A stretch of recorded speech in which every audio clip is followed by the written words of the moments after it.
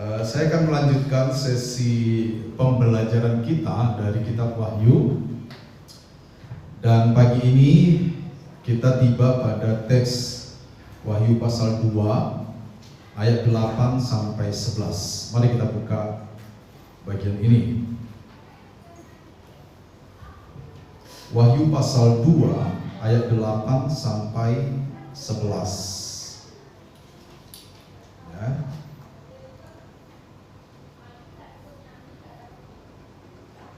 Baik, kita akan baca bergantian. Saya ayat 8, saudara sama-sama ayat 9, seterusnya ya.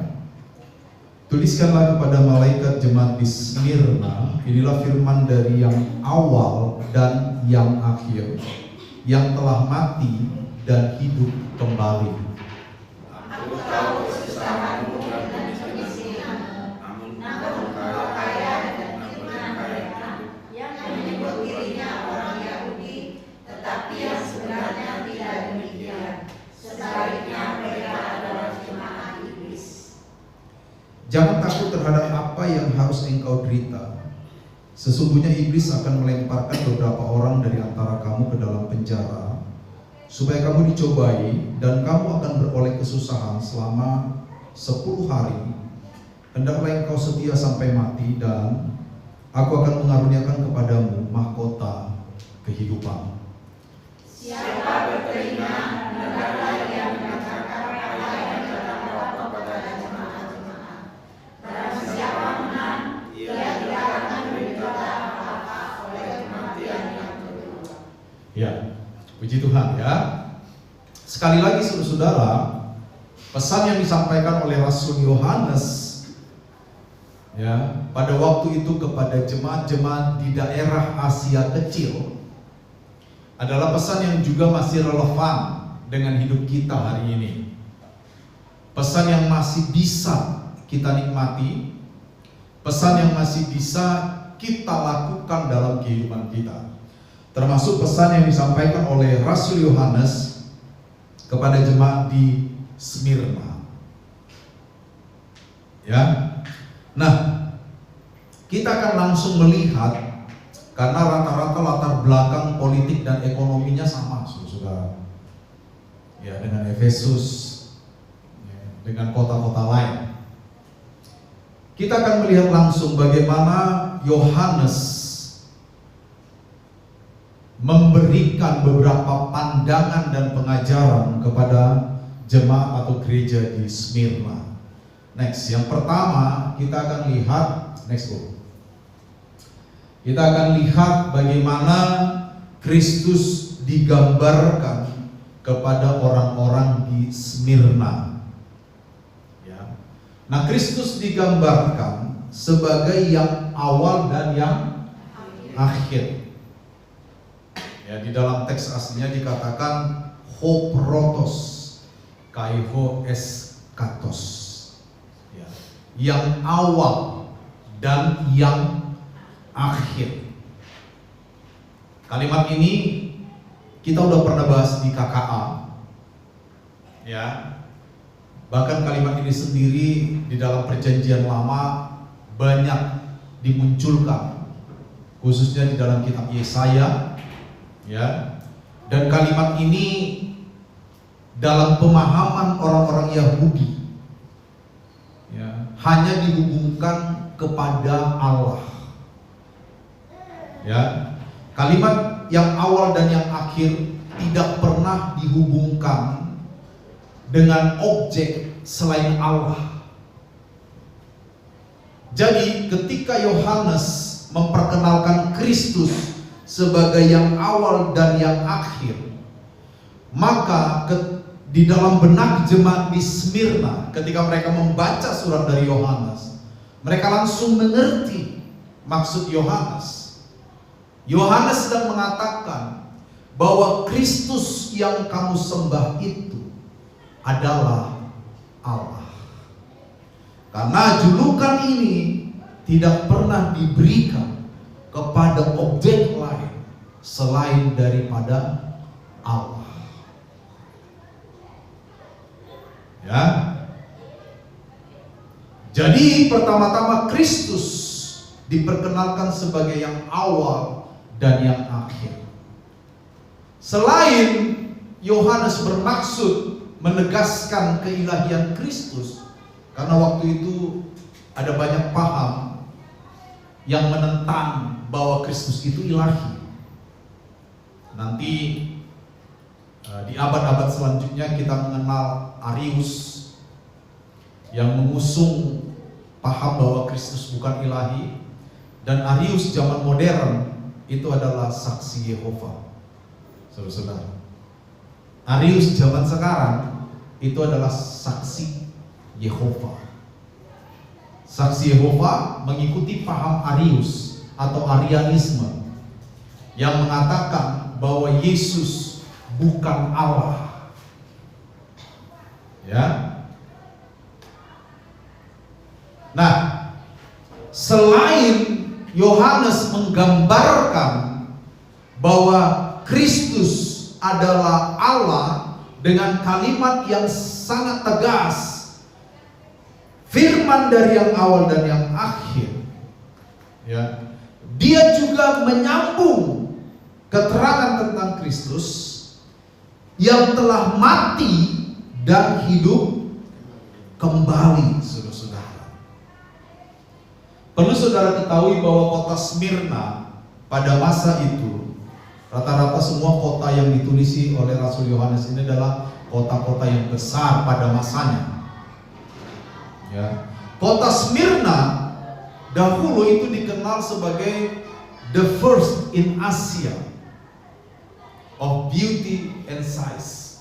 Artinya kota Smyrna diakui sebagai kota di Asia yang sangat bagus, yang sangat indah, bahkan di dalam segala kemewahannya dan juga ukuran besar kotanya.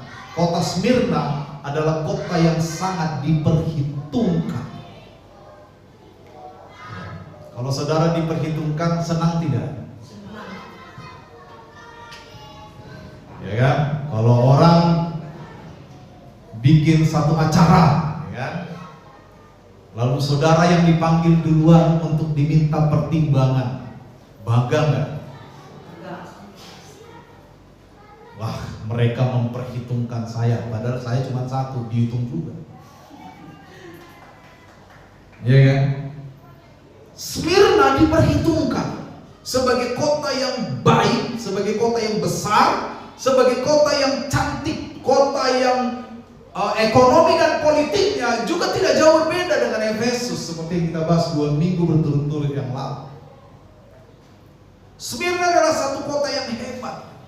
Tetapi saudara-saudara, ada kisah kelam yang dialami oleh kota Smyrna, saudara-saudara. Ya, abad keempat sebelum Masehi atau 400 tahun sebelum Kristus lahir, Smyrna yang begitu besar ini, saudara, itu pernah dihancurkan oleh orang-orang Lydia. Ya, dihancurkan kota yang besar itu, sehingga kota yang tadinya begitu besar menjadi tidak diperhitungkan lagi. Kota yang julukannya adalah the first in Asia itu menjadi hancur berantakan, sehingga selama 400 tahun kota Smyrna itu bukan lagi menjadi kota yang megah, tetapi berubah menjadi desa-desa yang kecil-kecil yang terhampar sana sini tanpa aturan. Tadinya mereka adalah kota yang besar, tapi begitu orang-orang Lydia menghancurkan, menyerang kota Smyrna 400 tahun sebelum Kristus lahir, kota itu hancur, kota itu rusak, kota itu menjadi desa-desa kecil. Ya, desa-desa kecil, masing-masing desanya cukup kecil. Tidak ada pemerintahan yang absolut di sana. Tidak ada pemerintahan yang seperti biasanya. Selama 400 tahun Smyrna tidak lagi diperhitungkan. Saudara lihat satu switch di situ. Tadinya diperhitungkan menjadi tidak diperhitungkan. Ya. Tetapi syukurlah bahwa setelah 400 tahun kota Smyrna tidak lagi dianggap sebagai kota yang diperhitungkan. Kota ini dibangun kembali. Jadi ketika Yohanes menulis surat kepada jemaat di Smyrna sekitar tahun 96 Masehi atau abad pertama, akhir abad pertama, ya, kota ini sudah menjadi kota yang besar kembali. Tetapi dari pelajaran ini, seakan-akan Yohanes ingin mengatakan kepada jemaat di gereja di Smyrna, memang kamu pernah menjadi yang pertama. Kamu pernah menjadi the most beautiful city, kota yang sangat cantik, kota yang sangat diperhitungkan di Asia. Kamu pernah. Kamu yang pertama. Tetapi kamu bukan yang terakhir. Artinya, kamu memang pernah yang pertama, tapi kepertamaan kamu itu tidak kekal. Itu kata Smyrna. Lalu Kristus diperkenalkan oleh Yohanes, ya, sebagai kebalikan dari Smyrna. Kalau Smyrna pernah menjadi yang pertama, tetapi kepertamaan dan keutamaannya tidak kekal, maka Kristus juga adalah yang pertama, dan kepertamaan dan keutamaannya itu adalah kekal. Itu sebabnya dikatakan yang pertama dan yang awal dan yang akhir, yang telah mati tetapi hidup kembali. Dari satu pemahaman positif tentang Smyrna, Smyrna yang tadinya kota besar dan pernah mati, tetapi hidup kembali. Mereka mati 400 tahun. Mereka tidak lagi menjadi kota yang besar, tetapi mereka hidup kembali. Nah, Kristus diperkenalkan sebagai Allah yang juga sudah mati, betul? Allah yang sudah menebus hidup mereka dari kesia-siaan melalui salib. Tetapi Kristus bangkit, dia hidup kembali. Jadi pertama-tama Kristus diperkenalkan oleh Yohanes sebagai yang awal dan yang akhir. Kebalikan dari kota Smyrna. Smyrna pernah menjadi yang awal, tetapi keawalannya, kepertamaannya, keutamaannya tidak bertahan. 400 tahun Smyrna hancur karena orang-orang Lydia, dan syukurnya kota itu dibangun kembali. Tetapi Kristus, dia adalah yang awal, yang pertama, yang utama, dan kepertamaan dan keutamaannya itu terus sampai selamanya, kekal, saudara-saudara. Dari sini kita bisa belajar bahwa Yohanes sedang merelasikan satu prinsip yang sampai hari ini pun kita harus pahami itu. Apa itu? Prinsip yang mau disampaikan Yohanes adalah satu-satunya di alam semesta ini yang bertahan dari kekal sampai kekal itu hanya Kristus. Karena Kristus adalah Allah. Karena itu kita tidak boleh bergantung kepada apapun di luar Kristus. Kita tidak boleh menyandarkan pengharapan kita kepada apapun di luar Kristus. Hanya Kristus yang adalah yang awal dan yang akhir. Hanya Dia yang ada sejak kekal dan terus akan ada sampai selamanya. Di dalam benak orang Yahudi, konsep ini melekat. Makanya mereka punya doa yang disebut Adon Olam. Adon itu artinya Tuhan atau Tuhan. Olam itu selama-lamanya, saudara. Artinya Tuhan yang kekal. Fehu Haya, Fehu Hove, Fehu Yihye. Itu juga dari kitab Wahyu.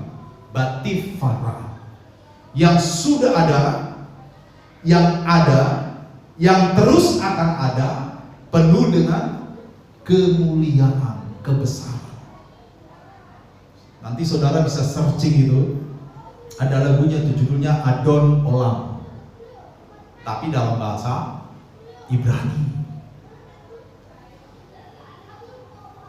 Itu yang pertama-tama disodorkan oleh Yohanes kepada jemaat di Smyrna. Kenapa itu disodorkan oleh Yohanes? Supaya jemaat di Smyrna betul-betul sadar, betul-betul tahu kepada siapa mereka terhubung. Amin. Sama dengan kita hari ini. Supaya kita tahu kepada siapa kita terhubung. Kepada siapa Anda terhubung? Kepada Tuhan yang kekal, kepada Kristus yang adalah awal dan yang akhir, kepada Kristus yang telah mati tetapi hidup kembali. Di dunia ini banyak hal yang pernah jaya, yang pernah menjadi the first atau yang utama, tetapi keutamaan itu tidak kekal. Ya kan? Banyak sekali di dunia ini. Makanya Alkitab juga mengatakan langit dan bumi akan berlalu. Bahkan dikatakan oleh Petrus, kehidupan manusia itu seperti rumput. Kebanggaannya, pencapaiannya, achievementnya, apapun kemuliaannya, pangkatnya, apalagi yang membanggakan kita, kecerdasannya, intelektualitasnya, karya-karyanya, itu seperti bunga rumput. Dan Petrus melanjutkan, rumput sehari layu, bunga gugur. Apa yang kekal? Tetapi firman Allah tetap untuk selama-lamanya. Jadi kepada siapa kita bergantung, saudara-saudara? Kepada Allah. Hanya kepada Allah kita pantas bergantung.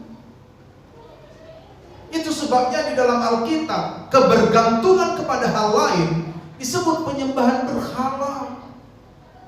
Pada waktu Israel menghadapi peperangan besar, lalu mereka lari ke Mesir mencari bantuan, padahal dulu Mesir memperbudak mereka. Padahal Allah sudah bilang jangan pergi ke Mesir. Mesir waktu itu punya senjata yang luar biasa, tetap mereka pergi ke Mesir. Tuhan menegur mereka, bahkan menyerahkan mereka kepada tangan musuh. Padahal mereka sudah mendapat bantuan dari Mesir, negara yang besar. Kenapa? Karena ketika kita bersandar dan berharap kepada yang bukan Tuhan, itu dinilai sebagai penyembahan berhala, saudara-saudara. Itu dinilai sebagai penyembahan berhala. Dan orang Yahudi sangat ketat dengan itu sampai hari ini. Mereka punya prinsip itu yang disebut Avodah Zarah. Ya, penyembahan kepada berhala itu dilarang, saudara. Sama kayak kita hari ini. Ya, kepada siapa secara iman kita bergantung?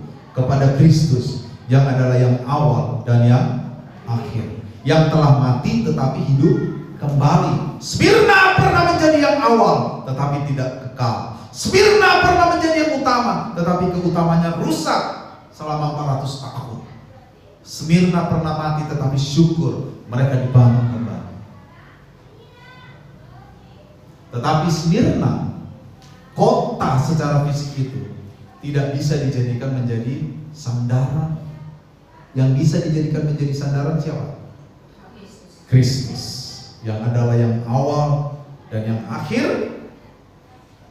Kristus yang telah mati dan hidup kembali. Saudara-saudara, amin. Next, ya, kita bahas lanjutan sedikit yang mati ini. Secara literal, frasa telah mati dan hidup kembali itu bisa dipahami dijadikan mati namun tetap hidup. Kristus itu dijadikan mati, saudara, betul? Dijadikan mati. Tetapi Kristus tidak tinggal di dalam kematian. Firman Allah berkata, mencatat, bahkan Injil secara eksplisit mencatat, bahkan Paulus dalam beberapa suratnya secara eksplisit menjelaskan bahwa setelah Kristus mati, dia bangkit kembali. Mungkin istilah ini udah biasa di telinga kita, saking kita udah jadi Kristen lama, betul nggak? Udah biasa sekali. Sebab dia hidup, ada hari esok. Yesus hidup, ya kan? Ada banyak lagu-lagu yang ditulis menggambarkan kematian dan kehidupan Kristus. Tetapi bagi orang Yahudi pada waktu itu, kebangkitan Kristus itu poin sentral. Apakah mereka akan tetap percaya kepada Allah, Kristus sebagai Allah atau tidak? Sudah pernah membaca bahwa di Injil Yesus berkata pada waktu Yesus dimintain mukjizat, lalu Yesus berkata kepada angkatan yang bengkok hatinya ini, aku tidak akan menunjukkan tanda kecuali tanda Nabi Yunus, ya kan? Orang-orang Yahudi pada waktu itu untuk meyakinkan pikiran dan hati mereka akan Allah, mereka selalu minta tanda. Tanda. Apa tanda mukjizat yang bisa dilakukan Yesus? Apa tanda mukjizat yang bisa dilakukan Yesus? Sementara orang-orang Yunani yang mengandalkan hikmat, mereka minta hikmat, pikiran, logika. Makanya semua yang ada kata logis itu asalnya dari Yunani, ya kan? Metodologis, ya kan? Pneumatologis, biologis. Semua bahasa Yunani itu. Hah? Amis. Terasi, amis. Ya, orang Yunani itu mengandalkan hikmat, otak. Pada masa itu kekristenan menghadapi dua tantangan besar. Pada waktu mereka menghadapi orang Yunani, Injil harus masuk logika. Tapi pada waktu mereka menghadapi orang Yahudi, Injil harus perform mukjizat, menunjukkan mukjizat. Dan bagi orang Yahudi, kebangkitan dari antara orang mati itu adalah mukjizat sentral, saudara. Ya, sehingga ketika Yohanes berkata kepada jemaat di Smyrna, dia yang awal dan yang akhir, yang mati namun tetap hidup, itu memiliki makna yang begitu besar bagi orang Yahudi waktu itu. Kalimat ini menjadi kalimat penopang yang kuat untuk mereka tetap percaya bahwa Kristus benar-benar adalah Allah. Karena mukjizat hidup kembali itu adalah mukjizat yang meneguhkan kepercayaan mereka. Kalau saudara baca di kitab Korintus, jika Kristus tidak dibangkitkan dari antara orang mati, maka sia-sialah imanmu. Kenapa sia-sia? Mereka tidak akan percaya. Karena orang Yahudi itu sukanya minta tanda. Semeion. Bukan semen, semeion. Tanda. Padahal tanda itu sebenarnya tidak menyelamatkan, tetapi mereka menuntut itu. Itu tanda itu sama dengan kalau kita ke Bima. Saya dulu pernah ke Bali tahun 2005. Saya di Sumbawa 2004. Ya, bulan Februari nyampe. Tahun 2005 kami ada rapat daerah di Bali. Saya belum pernah ke Bali dari Sumbawa. Tapi karena saya diundang, saya masih ingat waktu itu sore, hujan gerimis. Lalu saya pakai baju apa ini? Jas hujan. Dari sini naik motor yang judulnya Win. Win itu lampunya redup kecuali digas. Hujan deras, nggak pernah ke Lombok, nggak pernah ke Bali dari Sumbawa. Dari Sumbawa loh ya. Karena sebelumnya kami lewat Bali dan Lombok, tadi kan ke Sumbawa. Dari Sumbawa belum pernah. Belum pernah. Apa yang saya andalkan? Marka, itulah tanda. Tujuan saya apa? Apakah tujuan saya marka itu? Apakah ketika saya bilang marka, oh haleluya, begitu? Tidak. Apa guna marka itu? Penunjuk. Marka itu menunjukkan jalan. Walaupun waktu itu saya sempat tersesat karena hujan begitu lebat, ada genangan air sekitar sejengkal itu. Sampai di pertigaan yang mau ke tanah sebelah kanan, saya lurus. Lama-lama saya lihat ini jalan kok agak aneh, nggak ada rumah, sepi. Ya kan? Lalu saya bertimbang dalam hati dan berdoa. Hati saya pun mengatakan putar balik. Putar balik, benar saya sudah kelewatan sekitar 3-4 kilometer. Saya balik. Tetapi lebih luar biasa lagi setelah turun dari kapal, itu jam 2 pagi saudara. Masuk, keluar dari kapal. Apa yang saya andalkan? Marka. Apa yang saya tuju? Jadi marka itu gunanya apa? Mencapai tujuan. Akhirnya besoknya siang, saya nyampe juga di Bali jam 12. Rapat sudah berlangsung 4 jam. Dari jam 8. Tapi saya nyampe, waktu itu belum zamannya HP, belum zamannya Google Map. Tahun 2005 itu.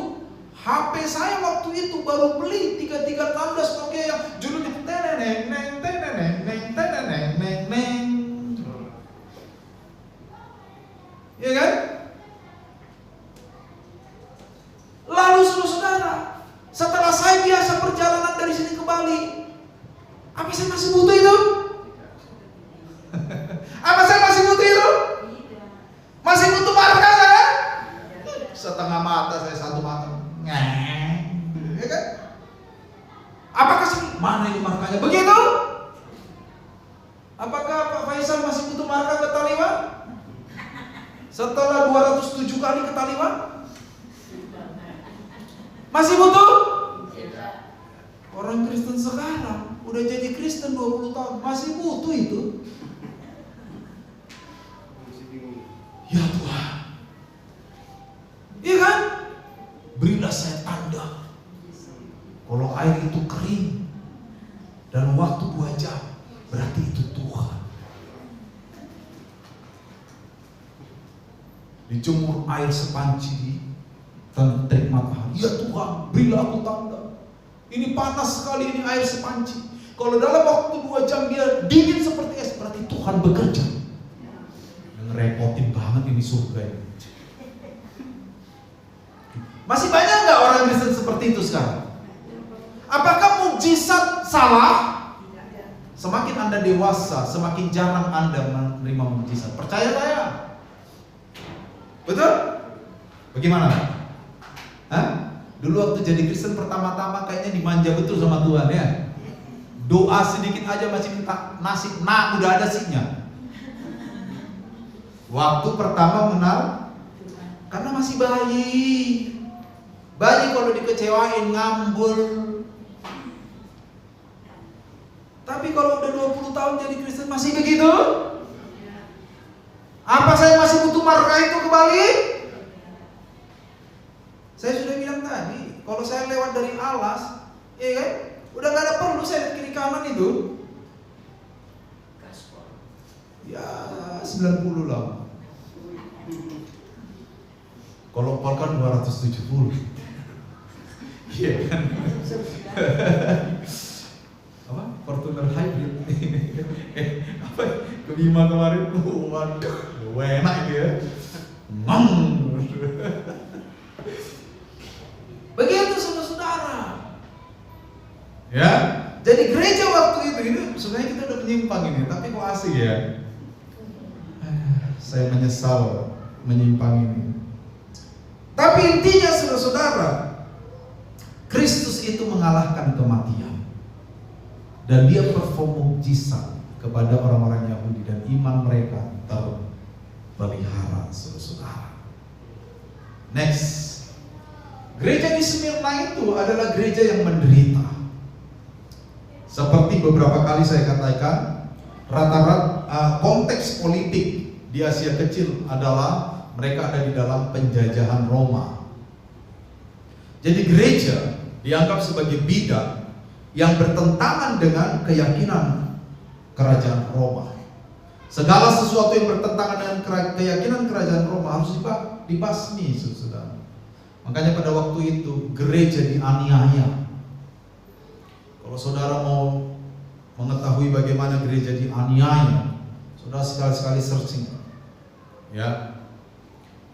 Kasih aja judulnya aniaya gereja di abad pertama.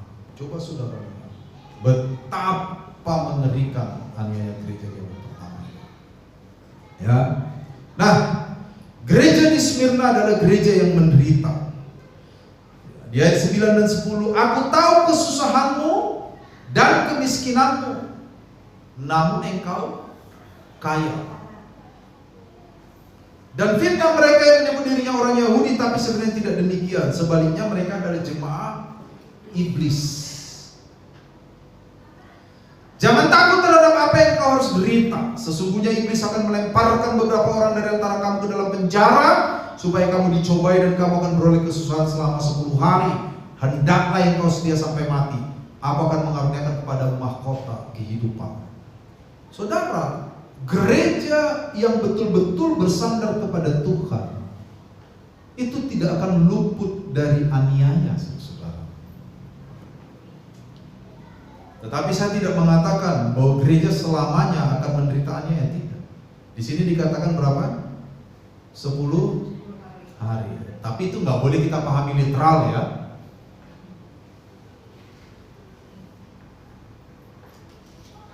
Aniaya terhadap gereja itu adalah aniaya yang betul-betul menyusahkan mereka. Angka 10 bagi orang Yahudi biasanya itu dipahami sebagai angka yang komplit, fullness. Artinya segala sesuatu yang dihubungkan dengan angka 10 tampaknya itu sedang berbicara bahwa itu maksimal. Jadi penganiayaan yang dialami oleh gereja Tuhan di Smyrna itu penganiayaan betul-betul maksimal secara fisik. Ya. Waktu itu banyak orang-orang Yahudi dari kalangan Farisi, dari kalangan Saduki itu mulai bertobat.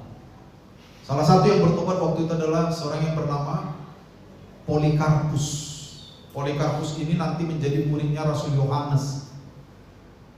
Ya, Polikarpus ini nanti matinya juga dibakar. Waktu dia ditangkap tentara Roma, dia udah tua 86 tahun. Tentara Roma bilang, Pak Tua Polikarpus, saya sebenarnya sangat kagum kepada Anda. Aduh, sayang sekali kalau Anda harus mati di tiang bakaran. Apa susahnya sih membakar dupa di depan patung kaisar? Maksudnya menyembah kaisar gitu. Lalu Polikarpus menjawab dengan pelan karena dia sudah 86 tahun. Dia bilang, 86 tahun aku mengikut Kristus, tidak sekalipun Kristus mengecewakan aku. Bagaimana aku bisa mengecewakan dia? Kisah itu tertulis, saudara-saudara, di dalam dokumen abad pertama. Saya ada dokumennya. Ya, di dalam waktu diterjemahkan ke dalam bahasa Inggris judulnya menjadi The Martyr of Polycarp. Dalam versi bahasa Indonesia itu apa? Martir Polikarpus. Ada. Ya. Jadi salah satunya Polikarpus, dia bertobat. Orang-orang Yahudi marah kepada orang-orang Yahudi yang sudah menjadi Kristen. Ya, tahun-tahun itu orang Kristen ada yang dari Yahudi, ada yang dari bukan Yahudi. Yang dari Yahudi disebut Notsrim. Dari itulah kata muncul menjadi Nasrani. Orang-orang yang bukan Yahudi Kisah Rasul 11:26 disebut Kristen. Ya kan? Kristen. Di Antioquia lah mereka pertama kali disebut sebagai Kristen. Itu merujuk kepada orang-orang yang bukan Yahudi yang menjadi pengikut Kristus, menjadi Kristen. Kristen itu sebenarnya ejekan waktu itu. Tetapi lama-lama dipakai menjadi identitas. Kristen itu bisa dipahami sebagai pengikut Kristus, follower of Christ. Ya, jadi waktu itu ada kelompok orang percaya North Stream yang nanti dipahami di Jazirah Arab menjadi Nasrani dan Kristen, tetapi sama-sama percaya Yesus. Dari kalangan orang Yahudi banyak yang bertobat, salah satunya Polikarpus. Jadi saudara, gereja betul-betul mengalami yang namanya penderitaan.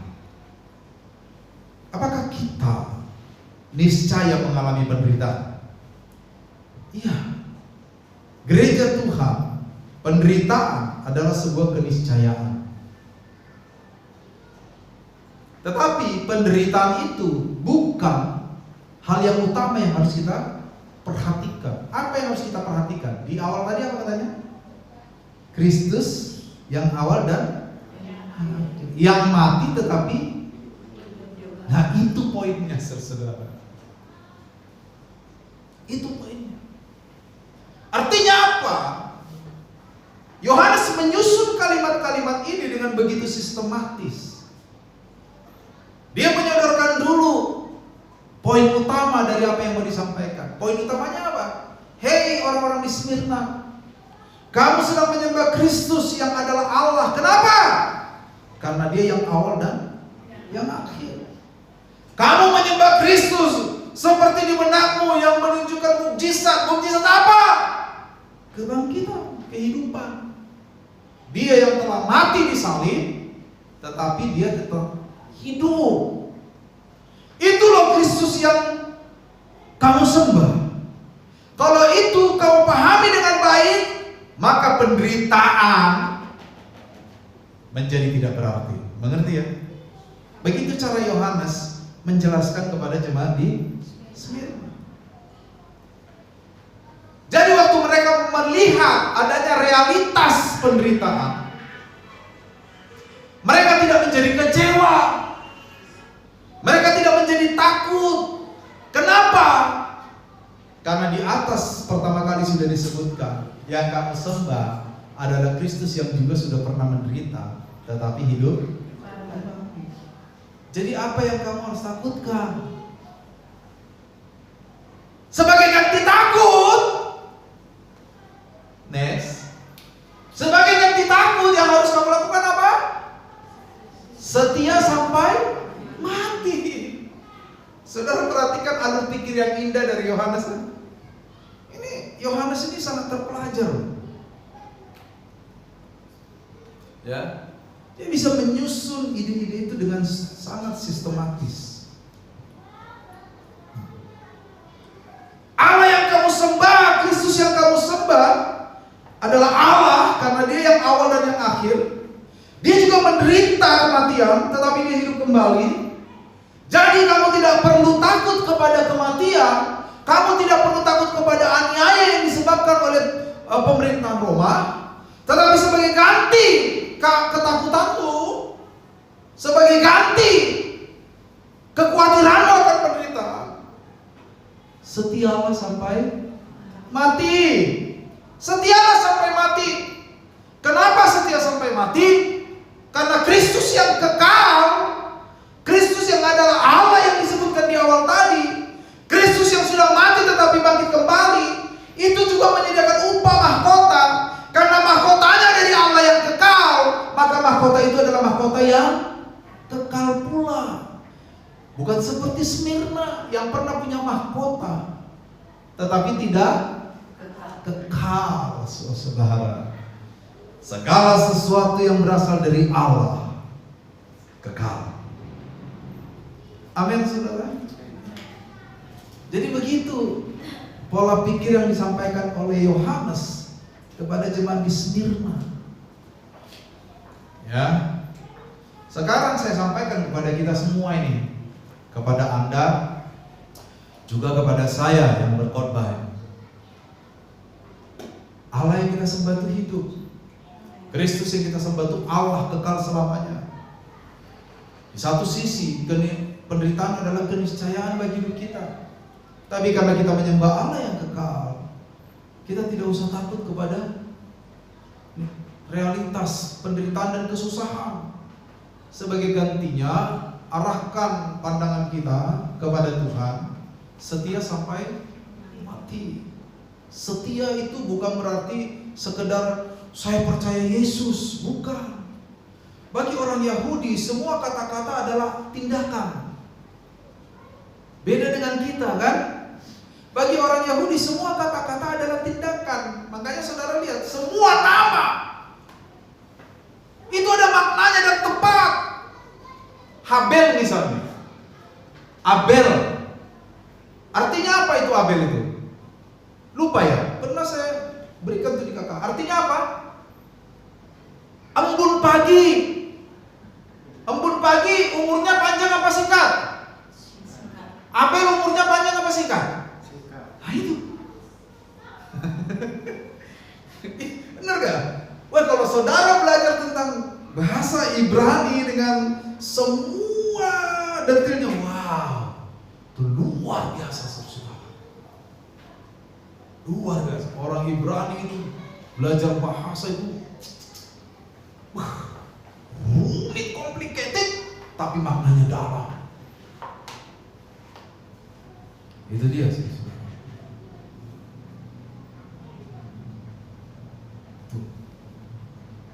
Jadi semua kata dalam bahasa Ibrani itu bukan sekedar kata. Kata itu adalah tindakan. Semua. Ya. Jadi kalau kita bilang setia, itu bukan kata. Setia itu adalah tindakan. Itu bukan sekedar kata. Itu nggak kayak lagu It's only words and words are all I have. Bukan sekedar kata, saudara. Itu adalah tindakan, action. Jadi kalau saya katakan, kalau Alkitab katakan setia sampai mati, maka kesetiaan itu adalah aksi, tindakan. Tindakanmu apa untuk menunjukkan kamu setia? Apa? Nah itu dia. Itu yang harus kita renungi dalam-dalam. Itu yang harus kita pahami, hayati, hidupi tindakan itu.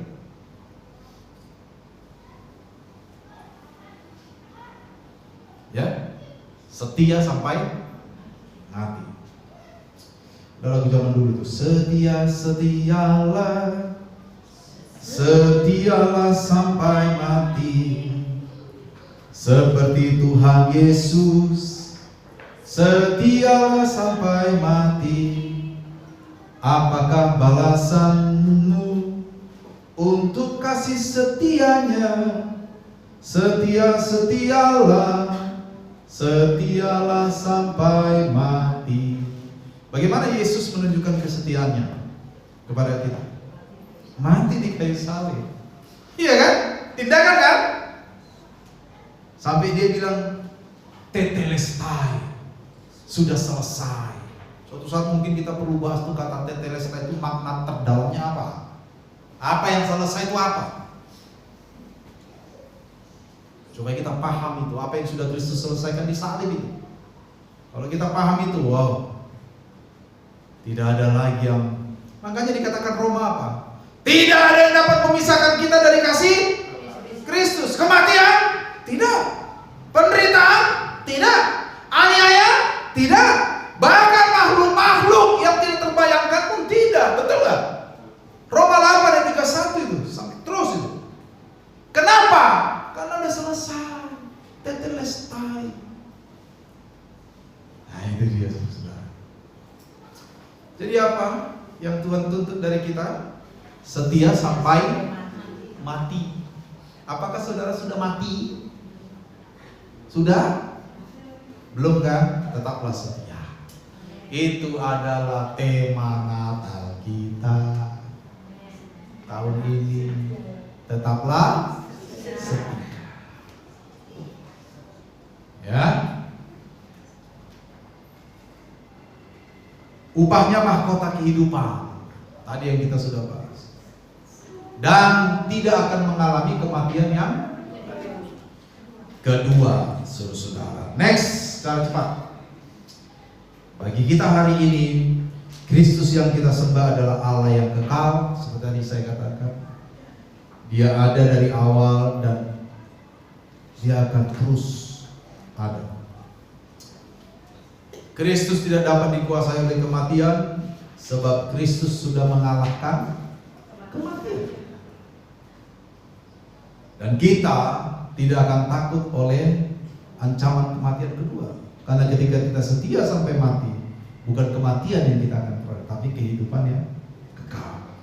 Next, penderitaan karena mengikut Kristus memang sebuah keniscayaan, mesti ada.